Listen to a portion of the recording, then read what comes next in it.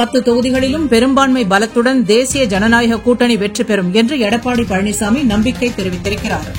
திருவாரூரில் மக்களை காப்போம், தமிழகத்தை மீட்போம் என்ற பரப்புரையில் ஈடுபட்ட அதிமுக பொதுச் செயலாளர் எடப்பாடி பழனிசாமி, தமிழக முதல்வர் ஸ்டாலின் 200 இடங்களில் வென்றுவிடுவோம் என கற்பனை உலகில் மிதந்து கொண்டிருப்பதாகவும், தமது பிரச்சார நேரலையை ஸ்டாலின் பார்த்துக் கொண்டுதான் இருப்பார் என்றும், இங்கு கூடியிருக்கும் மக்களின் எழுச்சி அவரது காதுகளில் விழட்டும் என்றும் கூறினார். இங்கே இருக்கின்ற எழுச்சி குரல் திரு ஸ்டாலின் செவியிலே விழுகின்றது. அதிமுக கூட்டணி 210 இடங்களில் வெல்லும், 210 இடங்களில் வெல்லும். உதயநிதிட்ட பேட்டி காண்கிறாங்க, எடப்பாடி பழனிசாமி 210 தொகுதிகளை வெல்லுங்கிறாரு, உங்களுடைய பதில் என்னங்கிறாங்க? சொல்ல முடியல. ஏன்னா மக்களுடைய செல்வாக்கில் இருந்த கட்சி திமுக கட்சி.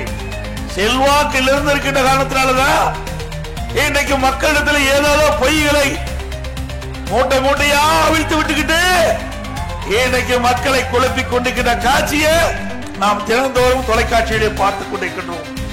அது மட்டுமல்ல, அந்த கட்சியில உறுப்பினரும் குறைஞ்சு போச்சு, திமுக உறுப்பினரும் குறைஞ்சு போச்சு. அதனால ஓரணியில் தமிழ்நாடு, ஓரணியில் தமிழ்நாடு அப்படின்னு சொல்லிட்டு ஊர் ஊரா வீடு வீடா வந்து உங்களை எல்லாம் சந்திச்சிட்டு இருக்கிறாங்க. ஏமாந்துடாதீங்க. அவள் வருவது திமுக கட்சிக்கு உறுப்பினர் தேர்தலுக்காக வர்றாங்க. இன்றைய தினம் திமுகவுடைய நில பரிதாபமான நிலைக்கு வந்திருக்குது. கதவை தட்டி தட்டி, தாயே எங்களிடத்துல எங்க கட்சியில சேர்ந்துக்குங்க அப்படின்னு கெஞ்சுகிற நில திமுக வந்துருக்கு. திரு ஸ்டாலின், திரு உதயநிதி ஸ்டாலின் 2 பேரும் திமுகவுக்கு பொறுப்பேற்றதில் இருந்து அந்த கட்சி கொஞ்சம் கொஞ்சமா மெல்ல மெல்ல மெலிந்து நலிவடைந்து இன்றைக்கு மக்களுடைய வீட்டு மக்களுடைய கதவை தட்டி உறுப்பினர் சேர்க்கின்ற அளவுக்கு தாழ்ந்து போன கட்சி திமுக கட்சி. அது மட்டுமல்ல, இன்றைக்கு ஸ்டாலின் பேசுகிறார். இன்றைக்கு உங்களுடன் ஸ்டாலின், உங்களுடன் ஸ்டாலின் ஏதோ ஒரு பேரை வச்சுக்கிறார். இன்றைக்கு இது மாதிரி ஒரு தாளை அடிச்சுட்டு வந்து வீடு வீடா கொடுக்க வீடு வீடா கொடுக்க 2 நாளைக்கு முந்தி அங்க சிதம்பரத்தில் இன்றைய முதலமைச்சர் ஸ்டாலின் அவர்கள் இந்த நிகழ்ச்சியை தொடக்கி வச்சிருக்கிறார்.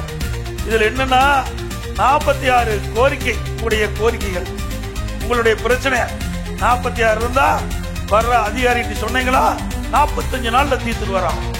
அப்படின்னா 4 வருஷம் என்ன பண்ண? 4 வருஷம் மக்கள் பிரச்சனை சந்திச்சு இதுக்கு என்ன ஸ்டாலின் பதில் சொல்றீங்க? ஓட்டு போட்ட மக்கள் 46 பிரச்சனை மக்களுக்கு இருப்பதா ஒத்துக்கிட்டீங்க. இதுல அடிச்சு கொடுத்தது போதானே, அவர் தானே அடிச்சு கொடுத்திருக்காரு. அப்படின்னா மக்களுக்கு பிரச்சனை தெரிஞ்சுக்கிட்டாருல.